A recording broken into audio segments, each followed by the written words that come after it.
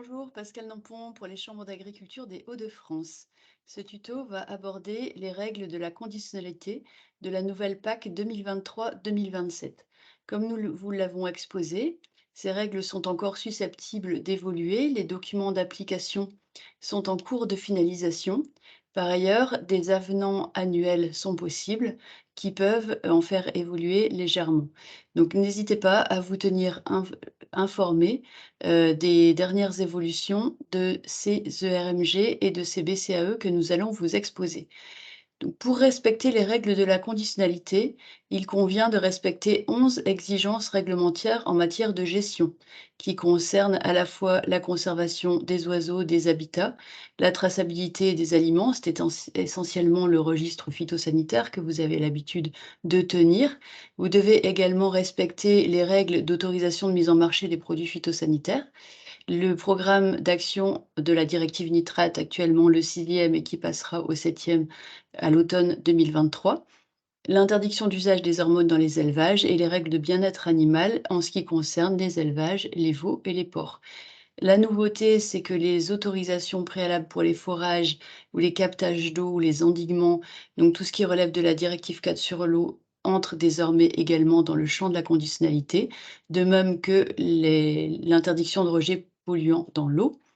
Toute la partie également utilisation des produits phyto avec le certi-phyto et donc prochainement le CSP, le contrôle des pulvées, l'usage des produits phyto à proximité des zones sensibles et les règles en matière de stockage et de manipulation des produits phyto entrent également dans le champ de la conditionnalité.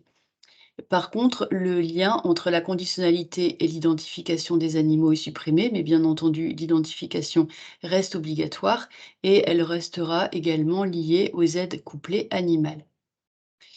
La conditionnalité était jusqu'alors principalement composée de BCAE et on peut y ajouter également les règles que nous connaissions du verdissement, mais comme nous vous l'avons exposé, le paiement vert disparaît.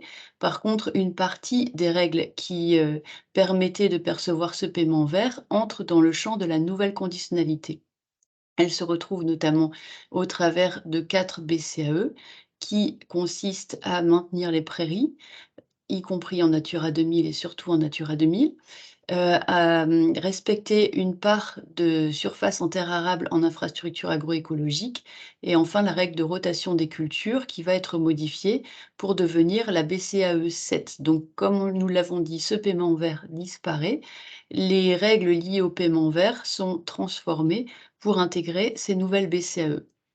Les BCAE 2 et 3 que nous connaissions sont supprimés. Par contre, les autres rejoignent les 9 nouvelles BCAE qui, ajoutées de la nouvelle conditionnalité sociale, constituent le socle de cette conditionnalité.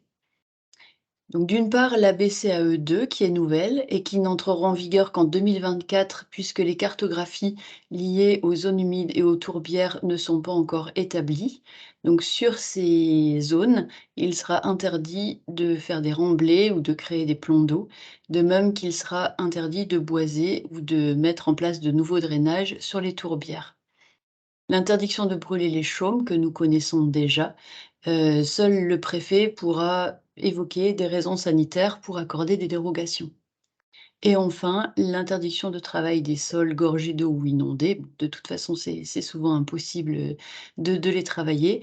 Sur les sols en pente de plus de 10 il sera également interdit de labourer entre le 1er décembre et le 15 février, sauf si ce labour est effectué perpendiculairement à la pente ou s'il existe une bande végétalisée pérenne d'au moins 5 mètres de large en bas de la parcelle déclarée sur la parcelle sur laquelle le labour est effectué.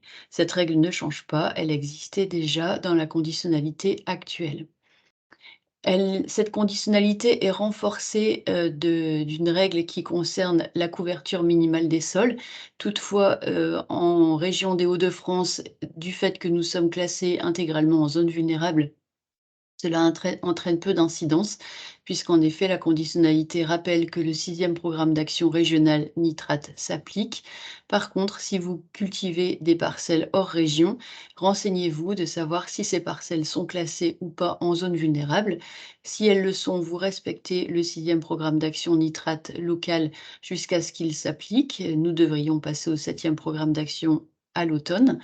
Et si ce n'est pas le cas, si les parcelles ne sont pas classées en zone vulnérable, alors vous avez une couverture minimale de 6 semaines obligatoire entre le 1er septembre et le 30 novembre, qui est nouvelle.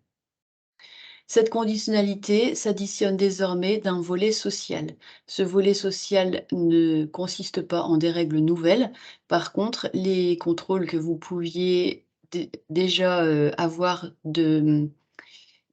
qui sont liés au code du travail, pourront désormais avoir des impacts sur les aides PAC. C'est le lien, en fait, entre la conditionnalité sociale qui est nouveau.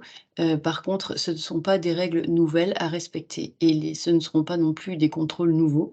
Ce sont, les règles que vous appliquez déjà vis-à-vis de vos salariés et donc notamment nous insistons sur l'importance de tenir à jour son document unique et donc la nouveauté, ce sont que ces règles pourront désormais entrer dans le champ de la conditionnalité. Nous allons vous présenter des tutos détaillés sur les BCAE 7 et 8 qui méritent une attention particulière.